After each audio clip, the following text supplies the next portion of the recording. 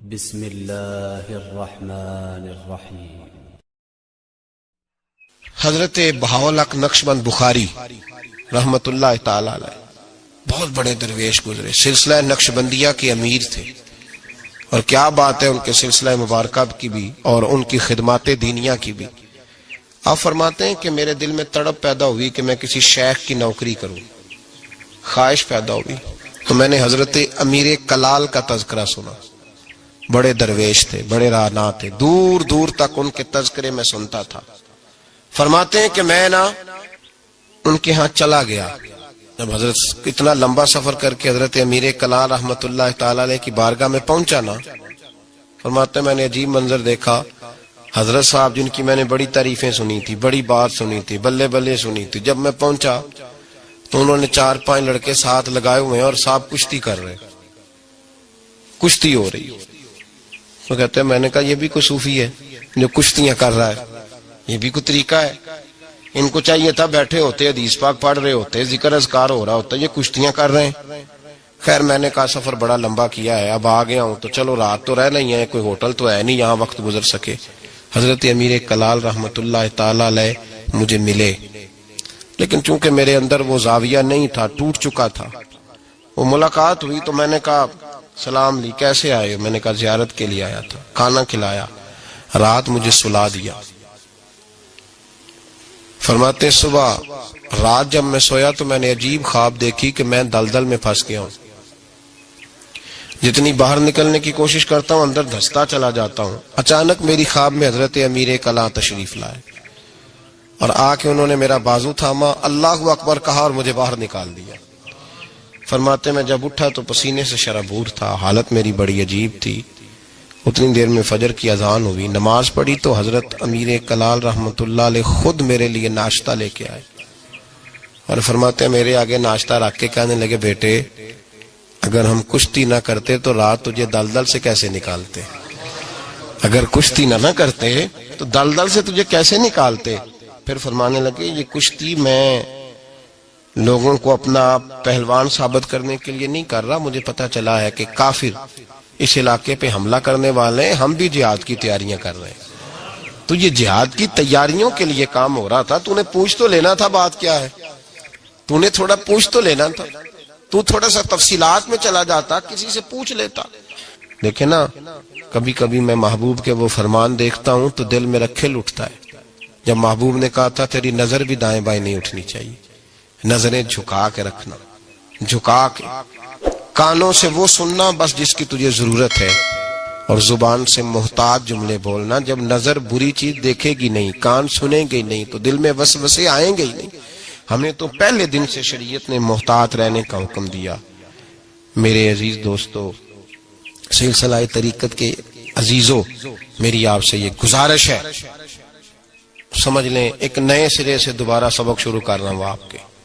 آج کا سبق آپ کے لیے یہ ہے کہ زندگی میں کسی بھی مومن سیء العقیدہ کے بارے میں برا خیال نہ پیدا کریں، بلکہ ہمارے صوفیاء تو فرماتے ہیں کسی بد عمل کو دیکھ کے بھی یہ نہ سوچ کہ یہ بد عمل اور میں نیک ہوں، یہ بڑی بیماری ہے۔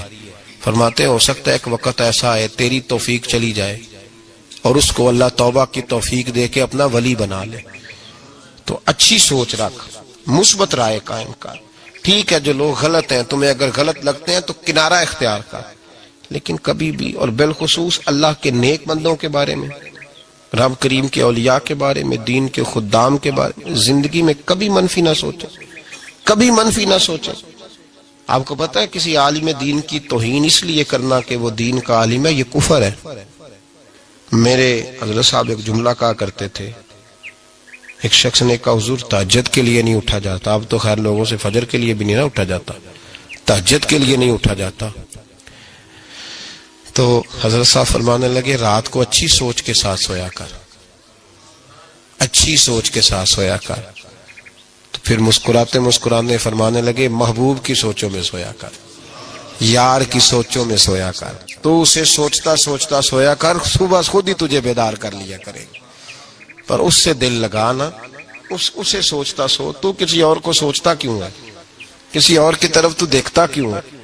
تجھے ایک دفعہ حضرت صاحب بیٹھے تھے اور 2-3 مشائخ اور بھی بیٹھے تھے، ساتھ ساتھ تو مجھے ایک دوست نے بعد میں کہا کہ وہ جو تیسرے نمبر پر بزرگ بیٹھے تھے ان کی پگڑی دیکھی تھی؟ میں نے کہا قسم اللہ کی سوائے اسے میں نے دوسرے کسی کو دیکھا ہی نہیں. میں نے دیکھا نہیں, مجھے کیا پتا کسی کی پیلی تھی کہ نیلی تھی, مجھے تو اتنا پتا ہے جسے میں دیکھ رہا تھا.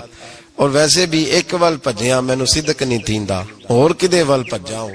او بھائی ہم تو ایک کو نہیں راضی کر پائے تو ادھر بھی دیکھ تو ادھر بھی دیکھ, دیکھا ہی نہیں جاتا.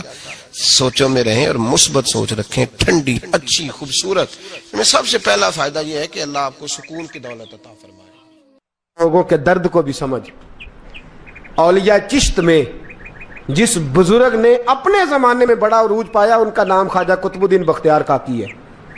سب بولیے رحمت اللہ تعالی علیہ. خواجہ قطب الدین یہ شہزادے تھے اور مرید ہوئے تو خواجہ معین الدین صاحب کے ساتھ ہی آ گئے دلی میں. خواجہ معین الدین صاحب کی بھی کیا بات, عطائے رسول ہند الولی, اور ان کے مرید تھے بابا فرید الدین گنج شکر رحمت اللہ علیہ. اور مجھے اللہ جانتا ہے مجھے عشق کی حد تک پیار ہے بابا فرید صاحب سے, بڑا میرا درد ان کے ساتھ. اور میں جتنا اس صوفی کو پڑھتا ہوں کم ہی لوگوں کو میں نے پڑھا ہے. حضرت بابا فرید کے پیر اور خواجہ معین الدین صاحب کے خلیفہ, کیا نام ہے؟ خواجہ قطب الدین. مکتب میں پڑھنے گئے نا, پہلے دن 4 سال کی عمر تھی تو قاری صاحب نے الف با تا سا پڑھایا تو انہوں نے 15 سپارے قرآن پاک کے سنا دیے.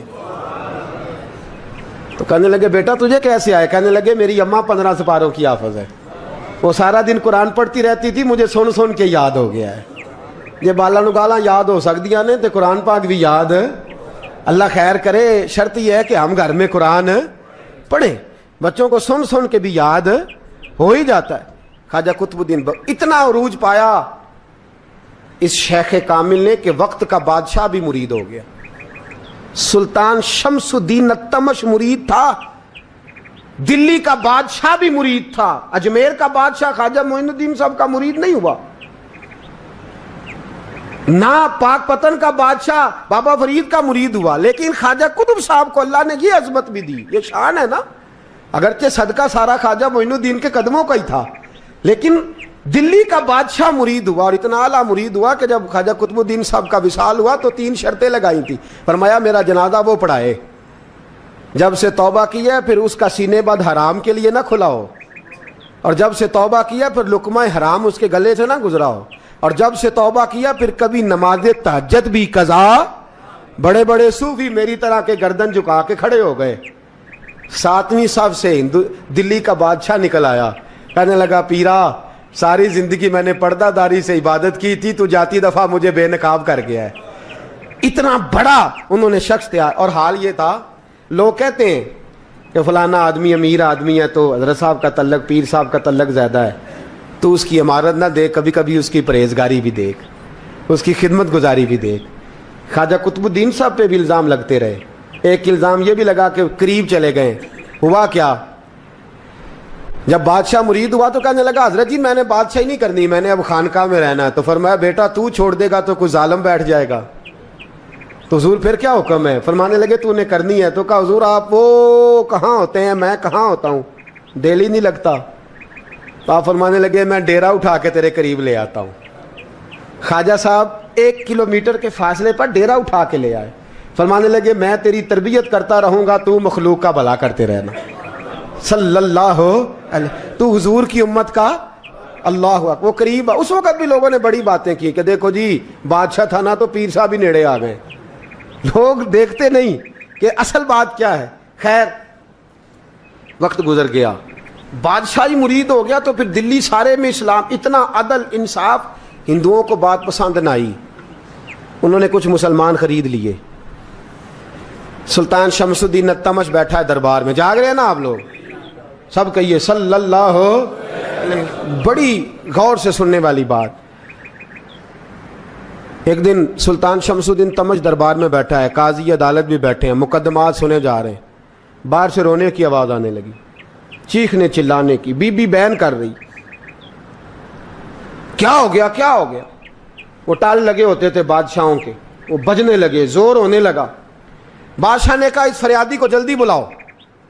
وہ اندر عورت آئی تو چیخ چیخ کے رو رو کے اس نے اپنے کپڑے پھاڑ پھاڑ کے برا حال، 2 مہینے کا بچہ، لوگ اس کی آہو زاری پر اس کی طرف متوجہ، بی بی کیا ہوا، پانی پلاؤ بٹھاؤ، یہ کیا ہو گیا؟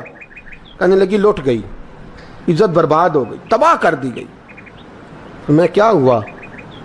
کہنے لگی بادشاہ ایک شخص میرا غیر شرعی خامند بنا، پھر مجھے حمل ہوا، پھر میری گود میں یہ بچہ ہے 2 مہینے کا، اب گئی ہوں تو وہ کہتا ہے کہ میرا تو تیرے سے تعلق ہی کوئی نہیں۔ بادشاہ کہنے لگے یہ سلطان شمس الدین تمش کی جگہ ہے، اور میں نے رسول اللہ صلی اللہ علیہ وسلم کے دین کے مطابق حکومت استوار کی ہے، کون ہے جو تیرے ساتھ؟ ابھی گردن نہ کاٹ دوں گا، بات کر کون ہے؟ کہنے لگی تو کچھ بھی نہیں کرے گا، کوئی کچھ نہیں کر سکتا۔ لوگ کلمے چھوڑ کے بیٹھ گئے، توجہ ادھر ہو گئی۔ پراپوگنڈے بڑا اثر کرتے ہیں معاشرے پہ، رنگ ایسا عجیب ہے، انداز ایسا عجیب ہے۔ فرمایا بات تو کر۔ اس عورت کی آواز گونجی تو حالات ہی خراب ہو گئے۔ کہنے لگی بادشاہ حوصلہ پیدا کر سننے کا۔ کہا تو بات کر۔ کہنے لگی میرے گود میں جو بچہ ہے یہ قطب الدین بختیار کاکی کا ہے، یہ تیرے پیر کی ناجائز اولاد ہے۔ اٹھاؤ، پروفیسر سلیم چشتی نے پی ایچ ڈی کی ہے، وہ لکھ رہے ہیں اس واقعے کو، تیرے پیر کا ناجائز بچہ ہے۔ ہاتھ کانپنے لگے بادشاہ کے، کہنے لگے یا اللہ کبھی تو قیامت برپا کر دے تو معاملہ ٹھیک ہو جائے، میں تیری زبان کھینچ دوں گا تیری گردن۔ تو نے بات کیسے کی؟ کہنے لگی میں نے کہا تھا نا تیرے اندر حوصلہ نہیں، میری عزت تار تار ہو گئی اور تو پیر بچا رہا ہے۔ اللہ اکبر۔ سلطان شمس الدین تمش آسمان کی طرف دیکھ کے کہنے لگے مولا مجھ مجرم کو جس کی برکت سے اٹھا کے تو نے مسجد میں پہنچایا، آج مجھے تو نے کس امتحان میں ڈال دیا؟ یہ کیا رنگ تو نے زندگی کا بنایا ہے؟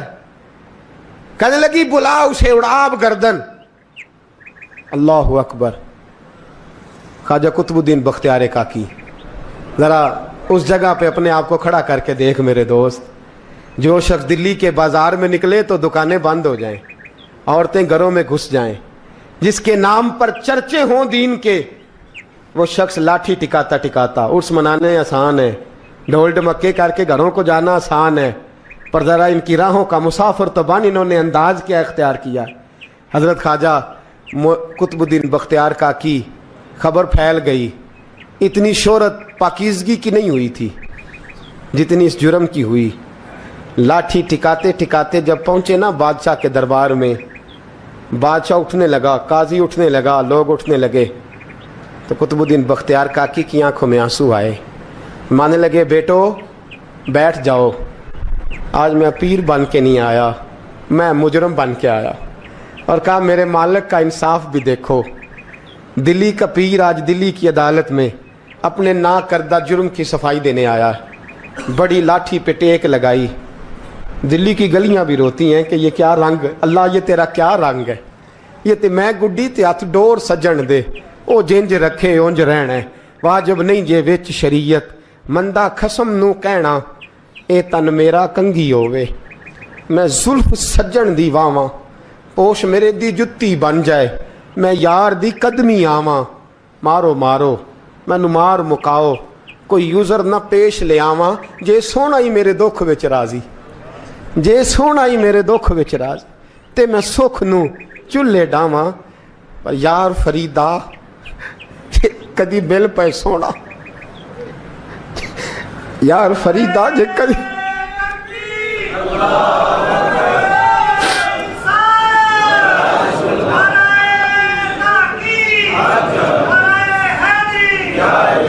یہ کدی مل پہ سونا، بس انہوں رو رو حال سناواں۔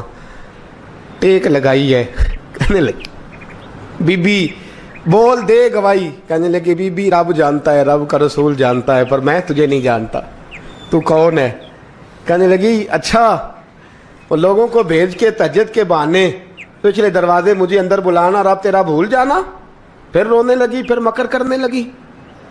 مجھے بتائیے ایسا کوئی مقدمہ ہو تو لوگ کیا کہتے ہیں؟ یکدم حالات بدلتے ہیں کہ نہیں بدلتے؟ دلی کا ماحول ہی بدل گیا، سارا رنگ ہی بدل گیا۔ وہ عورت تو ہندو تھی، اس نے تو جھوٹ موٹ کے کلمے بھی پڑھ رکھے ہیں۔ اللہ اکبر۔ خواجہ صاحب پوچھتے ہیں گواہ ہے کوئی تیرے پاس؟ تو 4 کلمہ پڑھنے والے کھڑے ہو گئے. اللہ کرے کلمہ پڑھنے والے بکا نہ کریں, آمین تو کہیں. تو کھڑے ہو کے کہنے لگے ہاں ہم نے آتے بھی دیکھا ہے, جاتے بھی دیکھا ہے. خواجہ قطب الدین صاحب نے نظر عثمان کی طرف اٹھائی, کہنے لگے اچھا جو تیری مرضی,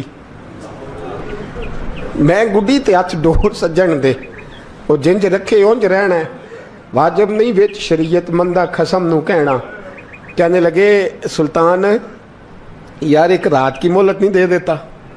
میں سویرے سلطان بھی رو پڑا کہ پیر صاحب میں نوکر اور میں مولتے, اچھا حضور جیسے مرضی. باہر نکلے, خادم کہنے لگا حضور سواری پہ بیٹھ جائیں. وہ مانے لگے نہیں یار آج پیدل جانا ہے. اس دلی کے چونکوں نے مجھے بڑی سلامیاں دی ہے, ذرا میں دیکھوں تو صحیح دلی کے بازار میری رسوائی پہ کیا کہتے ہیں. مجھے ذرا یہ پتھر بھی کھانے دے, ان کا ذائقہ بھی. پیدل گئے, دنیا سو گئی تو دلی کے بادشاہ نے اجمیر کی طرف منہ کیا. خواجہ معین الدین حیات تھے. بے خبر ہو جو غلاموں سے وہ آقا کیا ہے, بے خبر ہو جو غلاموں سے وہ منہ کیا. کہنے لگے معین الدین میں کوئی لوارس تو نہیں نا, میں کوئی لوارس ہوں کہ یہاں جو میرے ساتھ مرضی ہو جائے. تیری مجبوریاں درست مگر تیرا وعدہ تھا ساتھ دینے کا وقت آیا ہے. میں کوئی لوارس نہیں کہ اب تو اجمیر میں بیٹھا رہے اور میں دکھ سارا اکیلے برداشت کروں.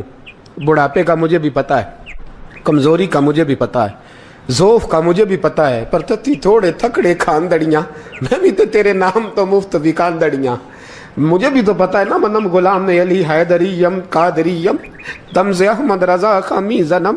میں نے بھی تو اپنا نام نہیں نا جپا, تیرا ہی جپا ہے ساری زندگی. یہ لفظ کہے, کہتے میں رویا. آنکھ لگی تو حضرت خواجہ معین الدین صاحب خواب میں ملے. کہنے لگے قطب الدین میرا انتظار کرنا, میں پہنچ رہا ہوں. میرا انتظار کرنا, میرا انتظار. کیا کہا میاں صاحب نے؟ کہتے ہیں مالی دا کم پانی دینا, پھل کچے ہون یا پکے, اے پیر مرید دے سر تے ہی رہندا ہے, جھوٹے ہون یا سچے. میں آیا, فکر نہ کرنا. حضرت سویرے اٹھے, پھر گئے عدالت. پھر کہا نام بھائی پروٹوکول, مجرموں کا پروٹوکول نہیں ہوتا, میں اکیلا جاؤں گا. جس کے آگے پیچھے نعرے ہوتے تنے تنہا. 2-4 منٹ زیادہ لے لوں آج آپ حضرات. کہتے میں پہنچا عدالت اور جا کے جب کہا نا کہ ہاں جی حضور بتائیے, گواہ بھی خلاف ہے, مقدم بولیں, تو کہنے لگے مجھے میرے شیخ نے حکم دیا ہے کہ میرا انتظار کرنا. پھر وہ جو باتیں کرنے والے تھے کہنے لگے جی کون گیا تھا اجمیر, کون آیا ہے وہاں سے, ہمیں روحانی باتیں نہ بتائی جائیں. یہاں سے تو ایک دن میں پہنچا نہیں جا سکتا, ٹرین بھی 36 گھنٹے لیتی ہے دلی سے جانے میں. تو کہا یہ کیسے ہو سکتا ہے, کوئی رات کو رات آپ کو خبر ہو گئی, آپ کیس کو لمبا نہ کریں. بادشاہ مرید ہے, لگتا ہے کہ یہ راتوں رات بھگا دے گا پیر کو. اتنی باتیں خواجہ صاحب نے سنی. جب بے گناہ آدمی کو یہ باتیں سننی پڑتی ہیں پھر دل بڑا ٹوٹتا ہے, پھر بڑی تکلیف ہوتی ہے. حضرت کہنے لگے یارو تمہاری مرضی. شمس الدین تمش کی آواز گونجی, فرمایا جیسے انہوں نے کہا ویسے کیا جائے گا. 3 دن کے لیے عدالت برخاست کر دی جاتی ہے. چیم گوئیاں ہونے لگی, پھبتیاں کسی جانے لگی. تیسرے دن شام کا وعدہ تھا, چوتھے دن عدالت جانا تھا. قطب الدین بختیار کاکی کے پاس لوگ آ کے افسوس کرتے تو آپ بولتے نہیں. یہاں تو لوگ صفائیاں دیتے, بولتے نہیں. فرماتے یار میں گڈی تے ہاتھ ڈور سجن دے, وہ جنج رکھے, میں اونج ہی رہنا ہے, جیسے اس کی مرضی ویسے. جیڑیاں گڈیاں آپ ہی اڈیاں ہو نہ چڑھن اونچائیاں, وہی گڈیاں اونچیاں اڈیاں جڑیاں سائیاں آپ چڑھائیاں. فرمایا ٹھیک ہے جیسے وہ رکھے, میں راضی ہوں. اللہ اکبر. تیسرے دن کی مغرب کا وعدہ تھا. جب مغرب کا سورج ڈوب گیا نا, بڑے قافلے اجمیر سے آئے پر معین الدین نہ آیا. وعدہ کیا تھا یار نے, آؤں گا دن ڈھلے. وہ خواجہ غلام فرید صاحب رحمۃ اللہ تعالیٰ علیہ فرمایا کرتے تھے نا, کوا کھانے لگا آنکھیں تو کہنے لگے کاغا اے تن سارا ہی کھائیو, میرا چن چن کھائیو ماس, میرے 2 نین نہ کھائیو, مینو پیا ملن دی آس.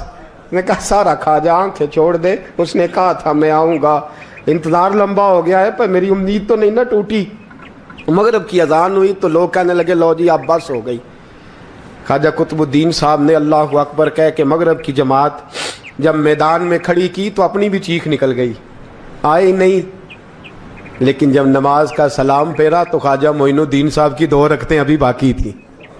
ख्वाजा साहब पीछे नमाज पढ़ रहे हैं, सलाम फेरा और नमाज के बाद जब उठे ना तो ख्वाजा साहब के सीने के सीना लगा।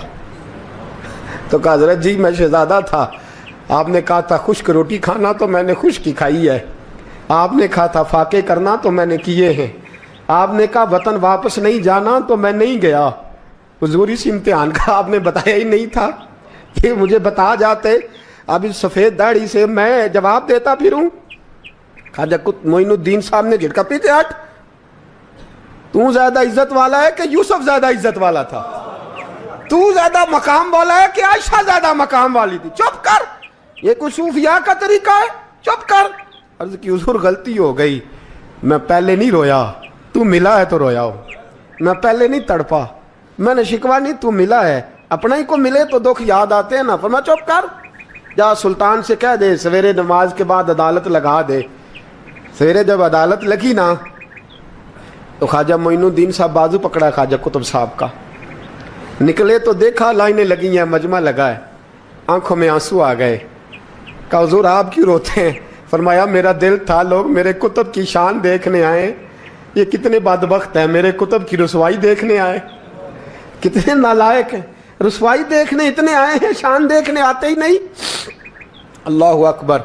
जब मैदान लगा ख्वाजा साहब पहुंचे, औरत को कहने लगी अल्लाह से डर जा, वक्त थोड़ा है, तू मर जाएगी। कहने लगी मुझे दास्ताने ना सुनाए। काजी साहब से कहने लगे काजी साहब आप हकीकत हाल से आगाह हैं, ख्याल करें। कहने लगे ख्वाजा साहब दलीलें ना दें, गवाह लाएं, बाज ना करें। ख्वाजा साहब रहमतुल्लाह अलैह कहने लगे गवाहों को बुलाओ। गवाह आए तो ख्वाजा मोइनुद्दीन साहब ने नजर, तुम हो मेरे कुतुब पर, मेरे कुतुब के जुर्म के गवाह। उनकी जुबानें कांपने लगी, हाथ कांपने लगे, मैं बोलते क्यों नहीं? जब उनकी नजरें झुकी तो बादशाह कहने लगा अगर अब तुमने गवाही ना दी तो तुम्हें मैं मुजरम बना के 80-80 कोड़े मारूंगा। कहने लगा जी देखा है, जी देखा है हमने तहज्जुद के वक्त। जब सब गवाहियां पूरी हो गई, औरत भी तड़प रही है, रो रही है, 2 महीने का बच्चा गोद में है। अब बोलिए बोलिए, उलमाए ज़वाहिर भी खड़े हैं, हसद करने वाले जलने वाले भी खड़े हैं, हिंदू तो वैसे ही तालियां बजा रहे हैं। अजमेर का बूढ़ा, और ये आखिरी फेरा था ख्वाजा मोइनुद्दीन का दिल्ली में। उसके बाद ज़ाहिरन दोबारा नहीं आए, उठे लाठी टिकाते टिकाते और मैदान के अंदर जाके ना, बड़े मैदान में मजमा था, सर सजदे में रखा, कहने लगे या अल्लाह मैं हिंदुस्तान मर्जी से नहीं आया, तेरे रसूल का भेजा आया। फिर उठे और कहने लगे मौला तेरे नबी का फरमान है कि मेरी उम्मत के उलमा बनी इसराइल के नबियों की तरह होंगे। अगर यूसुफ के लिए बच्चा बोल सकता है तो मेरे कुतुब के लिए भी बोलना चाहिए। अगर यूसुफ अलैहिस्सलाम के लिए बोल सकता है तो मेरा कुतुबुद्दीन भी सच्चा है। इसके लिए फिर उठे, उस बीबी की तरफ बढ़े। लोग कहने लगे न जाने अब क्या होगा। जब अजमेर के बादशाह ने, अताए रसूल ने, हिंदुल वली ने, इमामुल औलिया ने कपड़ा खींचा और कहने लगे ओ बच्चे तू तो जानता है ना तेरा बाप कौन है, 2 महीने का बच्चा।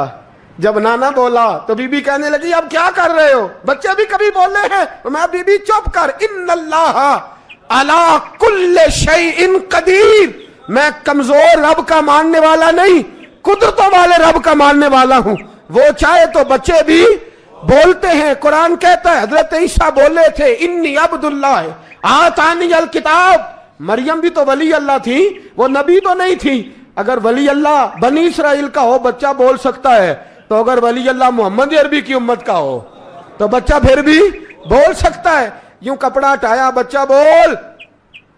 2 महीने का बच्चा मां की गोद में उठ के बैठ गया और बच्चा बोल के कहने लगा अस्सलामु अलैकुम या वलीउल्लाह। जब ये लफ्ज अदा किए तो नारे लगने लगे, लोग रोने लगे, बीबी बेहोश होके गिरी। फरमाने लगे मुझे सलाम ना कर, मेरे कुतुब की बात बता। कहने लगा कसम है अल्लाह की इज्जत की, वो सामने मजमे जो सरदार बैठा है वो मेरा बाप है। कुतुबुद्दीन तो बेगुनाह है, कुतुबुद्दीन तो बेगुनाह है, मेरा बाप तो वो बैठा है। ये काजी भी साजिश में शरीक है, کئی مسلمان خریدے گئے, یہ گواہ خریدے گئے. جب گواہی ہو گئی بچہ یہ لفظ کہہ کہ اللہ اکبر کہتا ہوا پھر چپ کر گیا. خواجہ قطب الدین صاحب کا بازو پکڑا, خواجہ معین الدین صاحب نے مجمع سے باہر نکلے. لوگ کہنے لگے حضور آپ کچھ بولتے نہیں. فرمانے لگے جس نے بولنا تھا وہ بول چکا ہے, جس نے بولنا تھا وہ جو جادو وہ جو سر چڑھ کے بولے. فرمایا تم نے افواہوں پہ نظر رکھی اور میں نے اللہ کی قدرت پہ نظر رکھی. تم نے اس کے کردار کو جھنجھوڑا اور میں نے اس کے کردار کو تعمیر کیا. حضرت سلطان شمس الدین تمش بھی پیچھے دوڑے, کہا حضور کہاں لے جا رہے ہو؟ اور میں کتب میرا ہے, میں جمائر ساتھ لے کے جا رہا ہوں. اب میں نے اپنا بچہ تمہارے سپرد, اب میرے پاس رہے گا. تم نے ستایا میری اولاد کو, اب یہ میرے پاس رہے گا, میں نے نہیں تمہیں دینا. لوگ راہیں بچھا کے نظریں بچھا کے بیٹھ گئے, پاؤں میں گر گئے. کہنے لگے حضور ہمارے لیے نہیں, رسول اللہ کے دین کے لیے, ہمارے لیے نہیں, تعمیر شریعت کے لیے, ادائے سنت کے لیے چھوڑ جائیے. خواجہ صاحب کہنے لگے قطب الدین جا, تجھے چھوڑ کے جاتا ہوں, اب قیامت تک کوئی تیری رسوائی کی جرت نہیں کر سکے گا. عزیز یاد رکھ, نہ افواہوں پہ لگا کریں, نہ کسی برادری, کسی قوم, کسی شخص کے بارے میں ایسی باتیں. یہاں تو لوگ گڑ گڑ کے چیزیں لاتے, گڑ گڑ کے چیزیں لاتے, اور جن کی ہیں ان کے پاس بڑے دلائل ہیں اپنی صفائی پیش کرنے